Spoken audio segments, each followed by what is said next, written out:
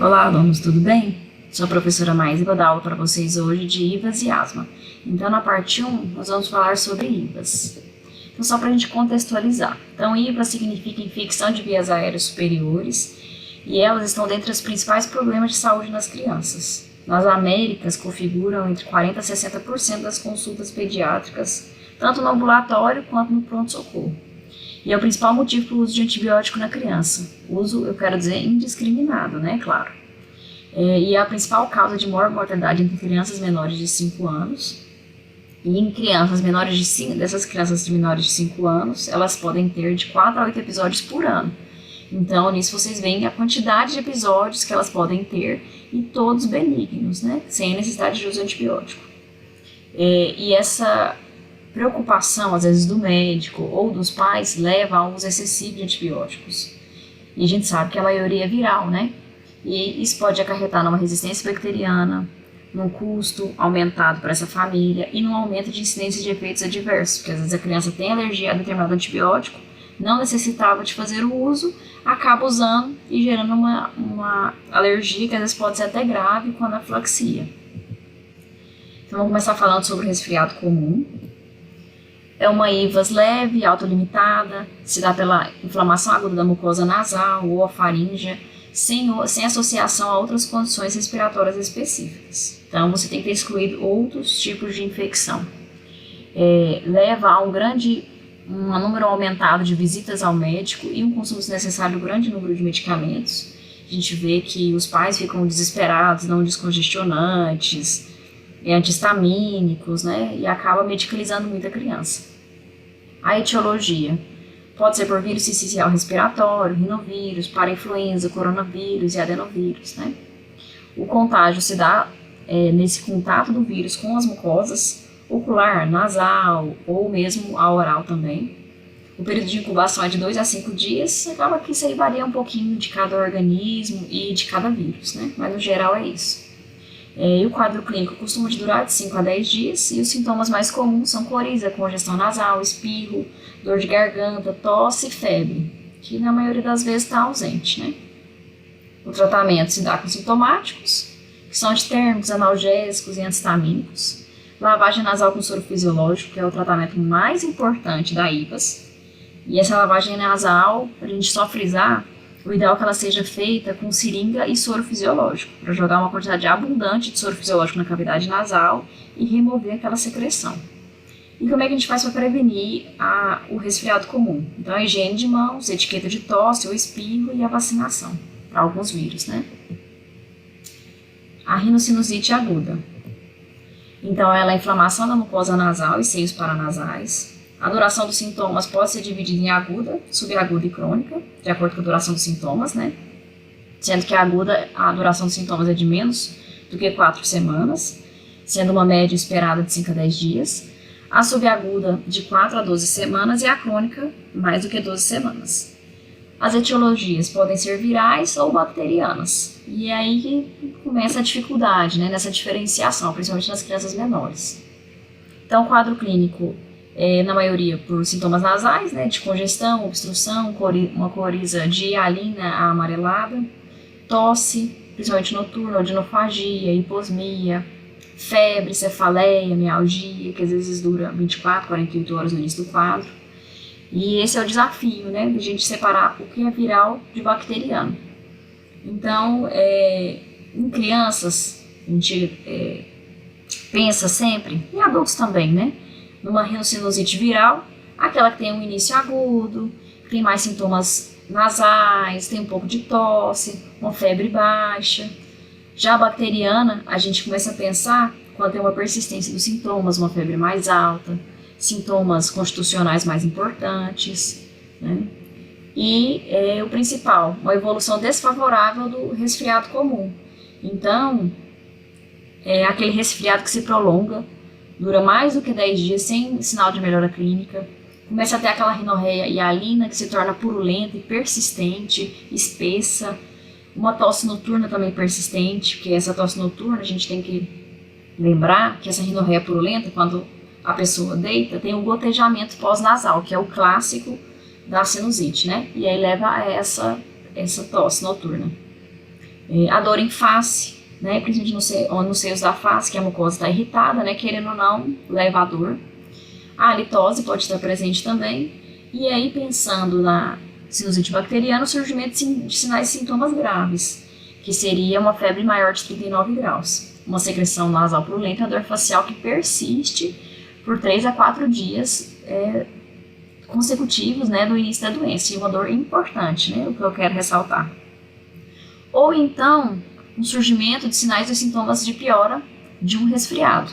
Então, a criança estava melhorando, teve febre ali no início do quadro, tudo, mas aí já cessou, aí de repente ela volta a ter febre.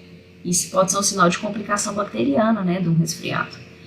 Ou então se aparece uma cefaleia intensa, ou aquela secreção nasal que já estava e melhora, volta a piorar, né, que esse aí seria a evolução caracterizada como uma evolução bifásica, né, em que tem aquele início dos sintomas, uma piora, depois uma melhora e volta a piorar. Então, como é que é feito o tratamento da rinocinusite? Sintomáticos, a lavagem nasal com soro fisiológico, né? Isso aí tem dado a sua importância também, assim como no resfriado, que a ideia é de ajudar nessa drenagem, além de lavar as narinas, né? E as fossas nasais, de propiciar uma melhor drenagem dessa secreção dos seios paranasais, né? Fazendo assim ter um alívio da dor, né? Porque, querendo ou não, esse aumento da secreção numa cavidade fechada leva a um aumento de pressão. O uso de corticoides tópicos também pode ajudar nessa melhora, nesse alívio dos sintomas de dor e de inflamação. E no caso da rinocinusite bacteriana, o uso de antibióticos. Os mais comuns, a amoxicilina ou cefalosporinas, por 5 a 7 dias. Nada mais que isso.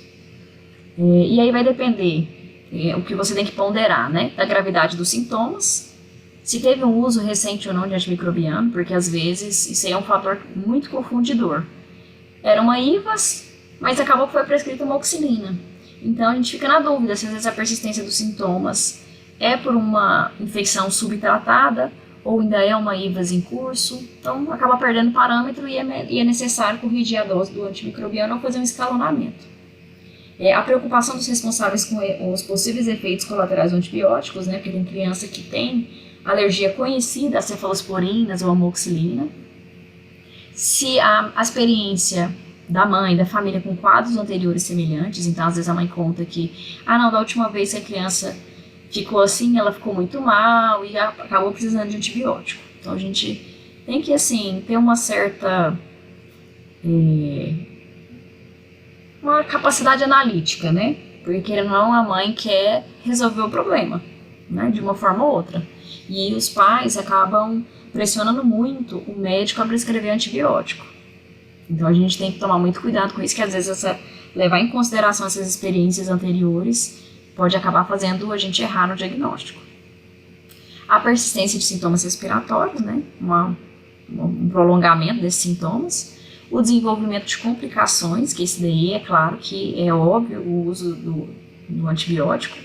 E essas complicações a mais comum é a mastoidite, que é a infecção da mastoide, que ela tem que ser tratada com antibiótico, de preferência venoso. Ou pode ser até meningite, tem outros tipos de complicações que estão envolvidas. E é claro também a presença de comorbidades. Então, uma criança que é um pneumopata, ou um cardiopata, ou um imunossuprimido por algum outro motivo, ele merece antibiótico sim, né, de início mais precoce. A faringoamidalite aguda é uma inflamação das estruturas faríngeas. A sua etiologia, a maioria é viral, para influenza e coronavírus. Streptococcus pyogenes é uma bactéria que é a mais comum e representa de 20 a 30% das infecções bacterianas. Ou seja, se a gente for parar para pensar se a maioria é viral, então tem uma alta taxa de prescrição de antibióticos também, né? É difícil a gente separar, ainda mais que o exame físico da criança ele é complicado, né? Às vezes você acha que viu e não viu, ou teve dificuldade, amanhã ele já está estressado e você acaba prescrevendo o antibiótico meio que para resolver o problema ali, para despachar. Então a gente tem que tomar cuidado. O exame físico é muito importante. Notem que eu não trouxe até agora exame diagnóstico. Por quê? Porque a clínica é soberana. Então, no resfriado, História, quadro clínico e bom exame físico, na rinocinusite também. Então, você não vai fazer raio-x de seios da face, por favor, porque principalmente no adulto já não é necessário, na criança muito menos, até porque algumas crianças não têm os seios da face completamente desenvolvidos ainda.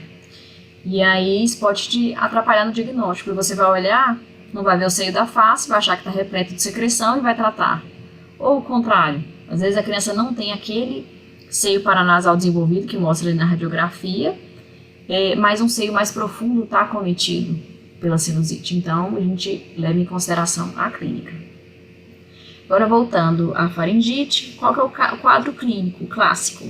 É o eritema, edema, pode ter exudato, odinofagia, mais ou menos importante. Pode ter úlceras, vesículas na mucosa oral, que a gente ressalta a herpangina e a herpes simples. Tosse, rouquidão e coriza, isso aí já faz a gente puxar um pouquinho para infecção viral. Adenomegalia, lembrar que pode ser mononucleose. Outras infecções virais também causam adenomegalia, mas a mais importante delas, com uma maior adenomegalia, é a mononucleose. E se tiver associada a conjuntivite, que é comum, tem a febre faringoconjuntival, que já leva esse nome também, que é o acometimento da conjuntiva e da garganta. Então, notem que quanto mais florido é o quadro, mais chance de ser viral. Quanto mais localizado, mais a chance de ser bacteriano.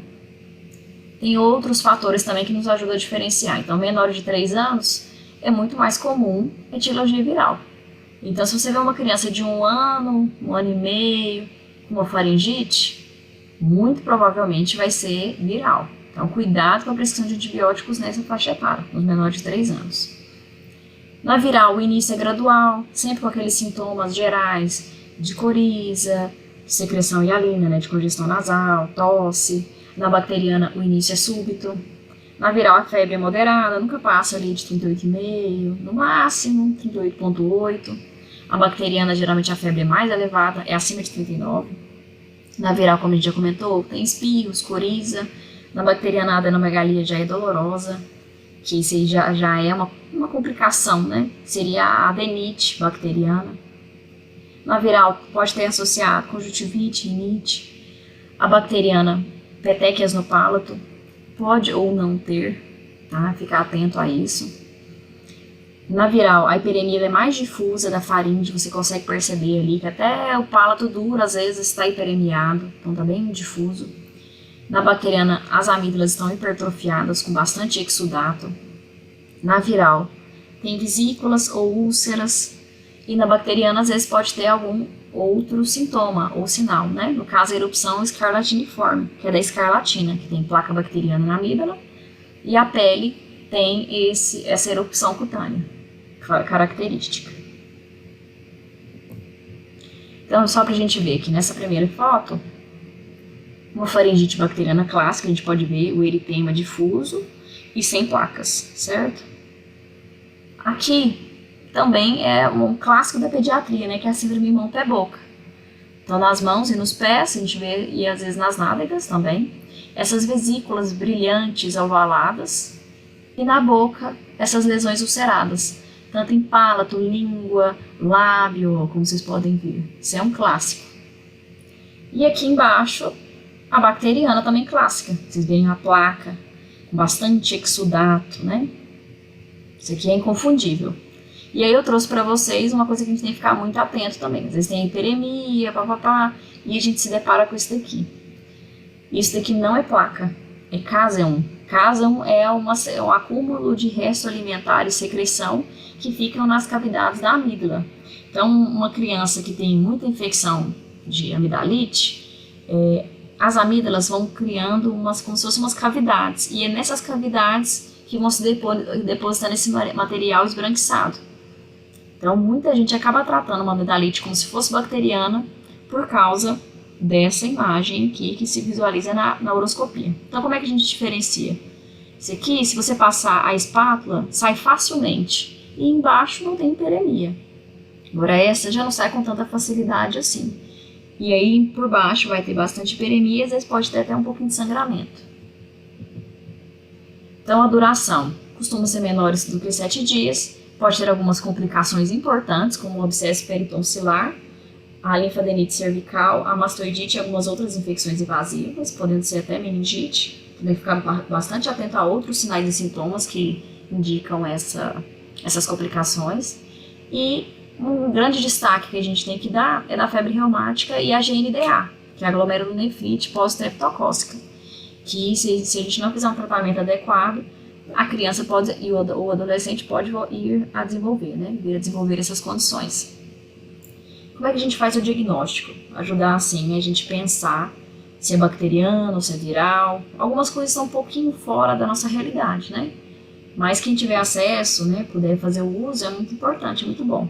Seria o teste rápido para o estreptococo beta-hemolítico do grupo A ou a cultura. E é um teste muito acessível, então é muito bom. Se no local que você estiver atendendo tiver disponibilidade, faça uso. Agora, só pensar que é importante fazer o uso dele racional também. Então, você não vai fazer em todas as crianças. Você vai fazer primeiro um bom exame físico e, na dúvida, você faz. E se a criança tiver menos de 3 anos, não faça, porque ela não vai ter uma infecção bacteriana, Como a gente tinha comentado, as infecções em crianças menores de 3 anos são virais. E o que você pode lançar a uso também seria a dosagem de ácido. Só que essa dosagem de ácido, ela representa, quando positiva, que a criança já teve essa infecção em algum momento da vida, seja naquele momento, seja alguns anos atrás. Então, ela só ajuda nesse tipo de diagnóstico, assim, que aquela criança teve o contato com aquela bactéria. Se ela tinha um ácido negativo prévio e ela tem um ácido positivo, aí sim vai ter um bom valor diagnóstico, tá? Então, tomar bastante cuidado, porque a gente vê muito essa conduta. Ah, não, então a gente está suspeitando de febre reumática ou de glomerulonefrite após uma faringite bacteriana, então vamos pedir a dosagem de ácido. Vai vir positivo, claro, A gente só não vai saber quando foi essa faringite, Então, o tratamento é com sintomáticos, da mesma forma das outras, e os antibióticos. A penicilina benzatina em dose única, que eu trouxe em negrito, porque é o tratamento mais eficaz para a erradicação do Streptococcus, é a que tem maior potencial para isso, de erradicação, mas pode fazer uso também de penicilinas, de amoxicilina ou cefalosporinas por 10 dias, clindamicina ou claritromicina por 10 dias nas crianças alérgicas, ou, com menor importância, a azitromicina por 5 dias. A gente sempre deixando essa um pouquinho mais de lado, que na pediatria, em crianças menores, com uma forte suspeita de faringite bacteriana, não é a melhor conduta. E agora a gente, aquela pergunta que a maioria das mães fazem, quando então fazer uma tonsilectomia? É quando a gente tem quadros recorrentes, Aquela criança tem quadros recorrentes de faringotonsilites. Então, você pode contar mais de 7 episódios no último ano, mais do que 5 episódios ano nos últimos 2 anos, ou mais do que 3 episódios nos últimos 3 anos. Isso daí já é uma indicação para fazer a cirurgia. Agora, a otite média aguda.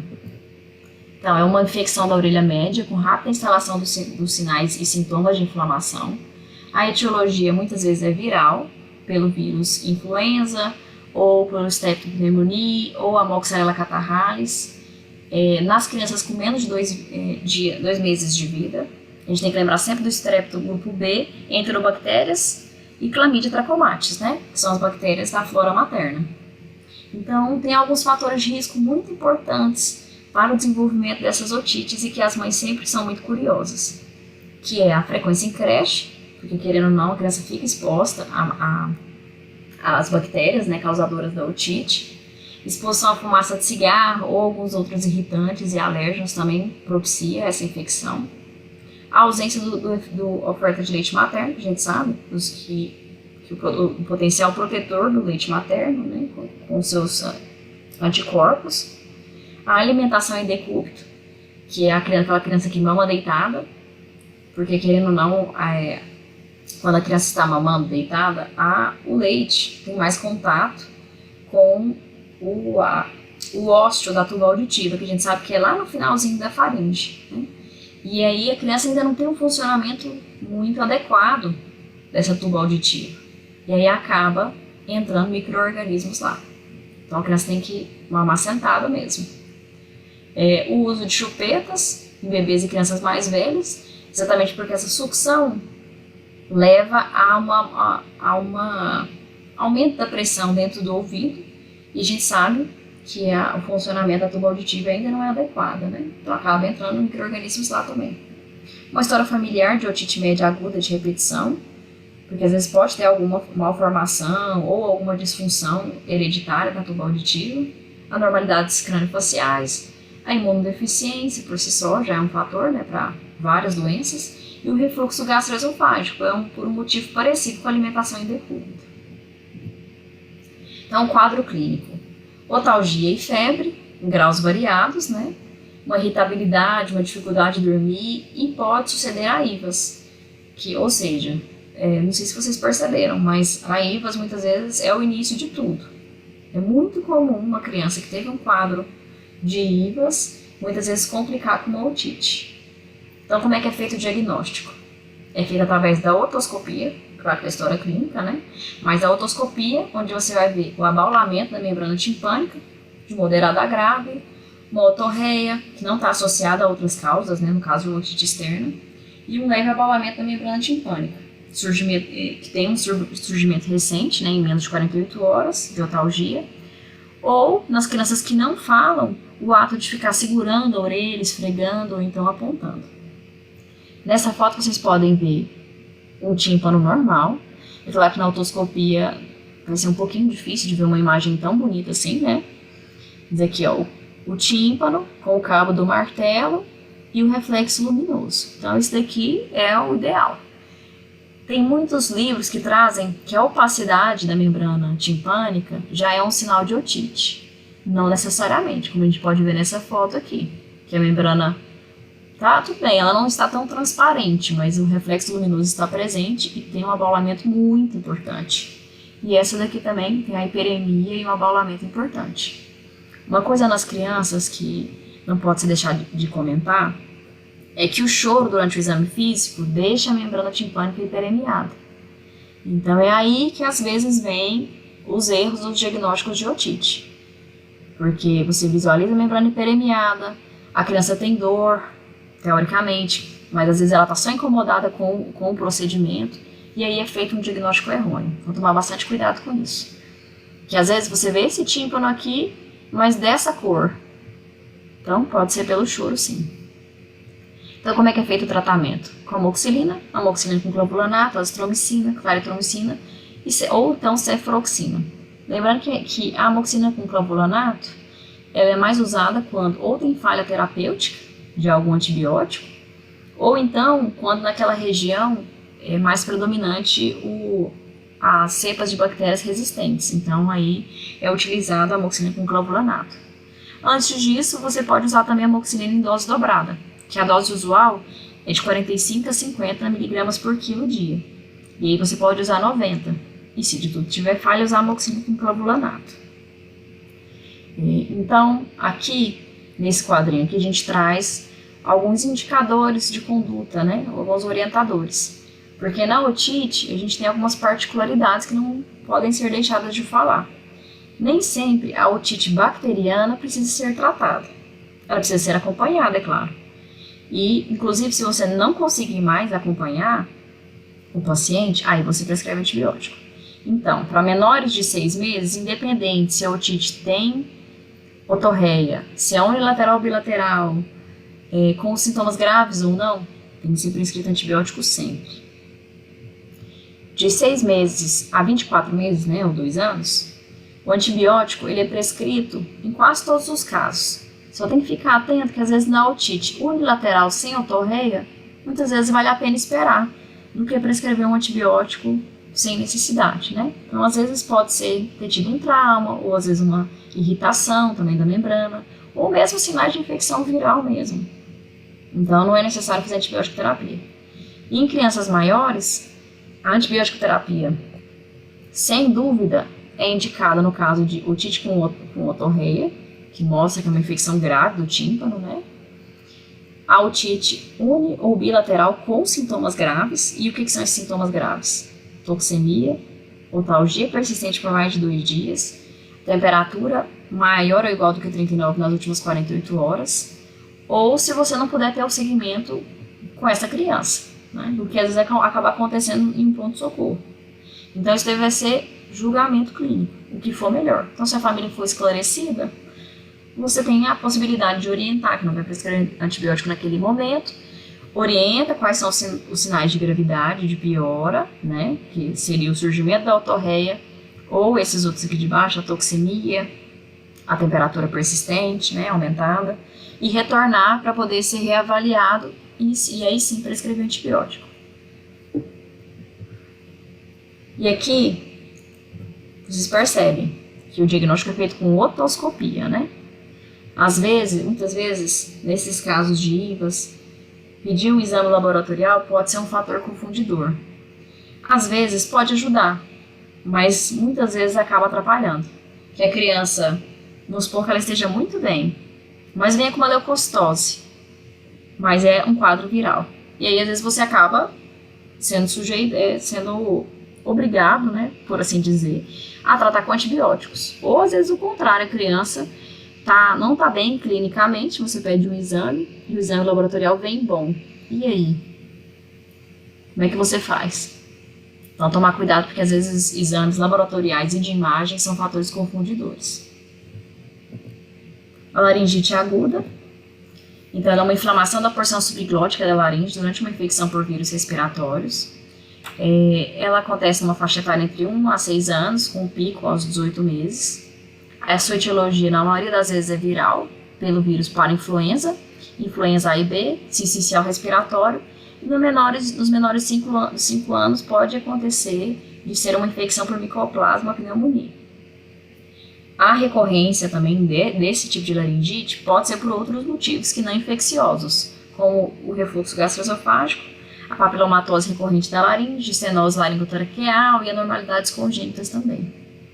Então, agora, como é que é o quadro clínico? Então, tem uma evolução bem lenta, que é quando a criança começa a ficar resfriada, tem uma coriza, uma febre baixa, e aí começa com uma tosse seca, e de repente começa a ficar rouca, e aí ela tem aquela tosse ladrante, que nossas mães falam tosse de cachorro, né? Que é uma tosse rouca, e a voz fica rouca também, a criança pode ficar até afônica. E aí, essa rouquidão, né, e essa tosse estridulosa, ela evidencia uma obstrução subglótica, que pode ser leve a grave, né? E aí a grave, essa distinção de leve a grave, ela é mais dada pela clínica mesmo, que aí quanto mais grave mais dispneia, mais estridor, que é esse barulho, né, que a gente escuta, cianose, palidez, apneia e até morte, né, para vocês verem o tanto que é sério a laringite. E a duração média do quadro é de 5 dias quando tem uma boa evolução. E como é que é o tratamento? É a manutenção das vias aéreas patentes. Essa criança, sempre nos livros trazem, né, para deixar sempre ela calma, tranquila, porque quando tem esforço físico, né, com o choro e tudo, atividade, essa obstrução piora, então piora a dispneia, piora o desconforto. Essa criança pode ter hipoxemia, né? Se for necessário colocar um catéter, porque a situação está ruim, coloque. Mas se a criança ficar muito agitada com esse catéter, às vezes não vale a pena. Então, deixar ela na saturação limite ali, 92, 90, mas se ela ficar tranquila, é permissivo, desde que ela fique assim. Sintomáticos, no caso, se tiver febre, analgésico, antitérmico, antistamínico, da mesma forma. Corticoides aqui tem um papel muito importante na diminuição desse edema. E aí eu trago um destaque para a dexametasona, que é o corticoide mais usado nessa situação. E aí vai depender do nível de acometimento. Então, se for grave, se a criança tiver muito dispneica, com hipoxemia, ficando cianótica, vale a pena fazer intramuscular ou intravenoso. Tem um efeito, assim, maravilhoso.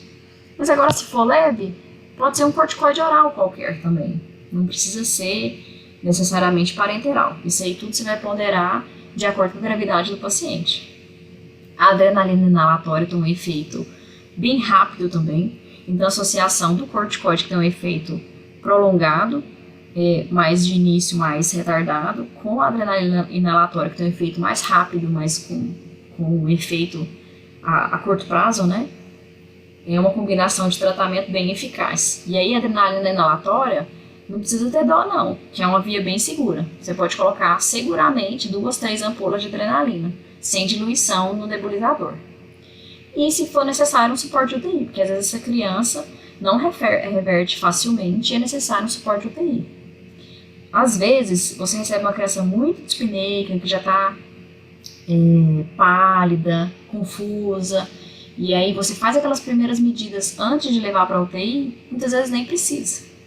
Mas isso daí vai daquela coisa, né? Do calor do momento, do julgamento ali clínico que você fizer na hora do atendimento dessa criança.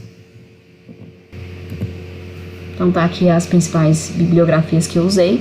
Eu vou deixar lá no AVA algumas fontes para vocês estudarem, porque infelizmente a aula tem que ser rápida, né? E como são muitas IVAs, são muitos detalhes, eu aconselho vocês a dar uma olhadinha para poder inclusive fazer a prova também, que é importante para vocês se fixarem esse conteúdo, certo? Obrigada!